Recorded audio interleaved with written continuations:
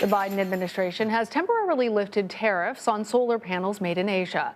The move is in response to widespread delays and cancellations of solar projects stemming from a Commerce Department investigation into possible trade violations.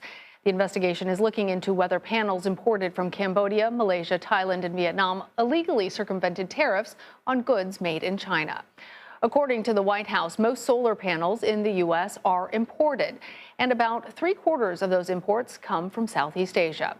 For more on this, I am joined by Gina McCarthy. She is the White House National Climate Advisor, the first person to serve the president in that role.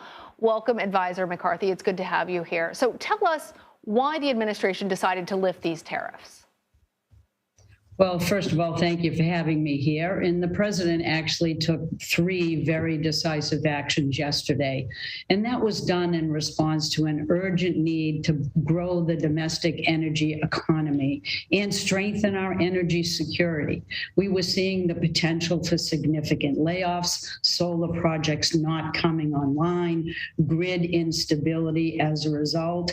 We wanted to protect those jobs. We wanted to grow and spur our domestic economy.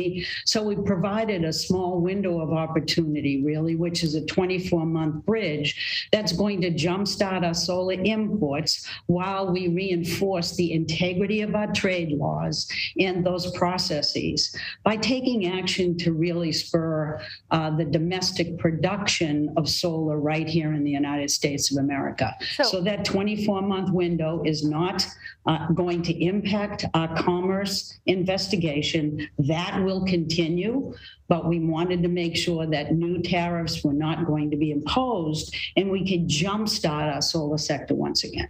So, Advisor McCarthy, as you're bringing up, one of the criticisms of this decision is that the president's actions undercut American manufacturing. I know that President Biden is also invoking the Defense Production Act to try and boost the production of solar panels and other clean energy technologies here in the United States, which you alluded to. First, how do you answer that charge, though, about the president, even this temporary 24-month pause, how that affects not only the investigation, which I know the administration has said that they're not going to interfere in, but also undercutting American manufacturing?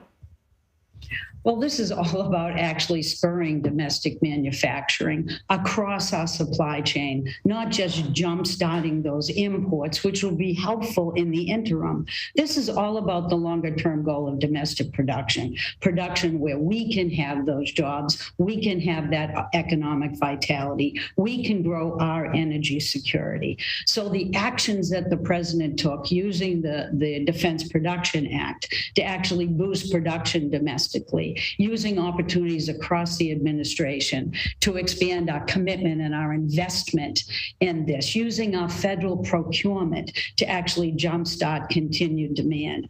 All of these efforts are all about domestic production. We have very minimal domestic production right now. That production will not be threatened. In fact, it will be enhanced by having an ability to actually have lower cost parts right here in the United States of America that we produce that goes into that solar manufacturing. So part of the problem that you were talking about with solar companies and the job insecurity that industry is facing right now is because of this Commerce Department investigation and the possibility of retroactive tariffs. If the investigation concludes that tariffs were being circumvented overseas, how might that change the administration's solar plans, and what reassurances can you give to solar companies who are hoping to install these here in the United States? Actually, what we really need to do, and what the president did very clearly, is to say, let the commerce investigation go. Let's see what the Commerce Department looks at and finds. They will implement whatever action is necessary to take.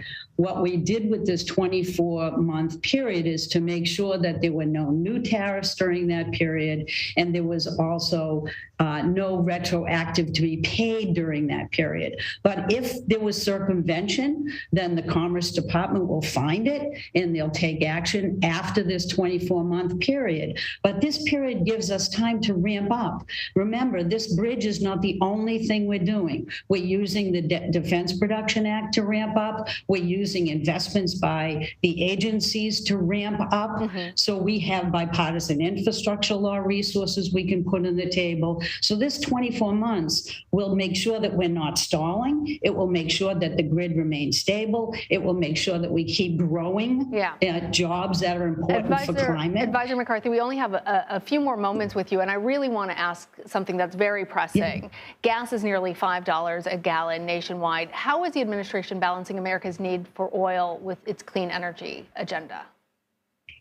Well, they're exactly in concert with one another. What the president has done since day one is to make sure that he tackles the climate crisis in actual ways that lower the cost to families, in ways that we can invest in communities left behind, and in ways that we can grow new jobs. So we are doing everything we can to make sure that the short-term fossil fuel challenges are addressed that were caused by Putin and his war in Ukraine, while long-term we're looking at the value and stability that a clean energy economy provides. All right. Gina McCarthy, thank you. Thanks.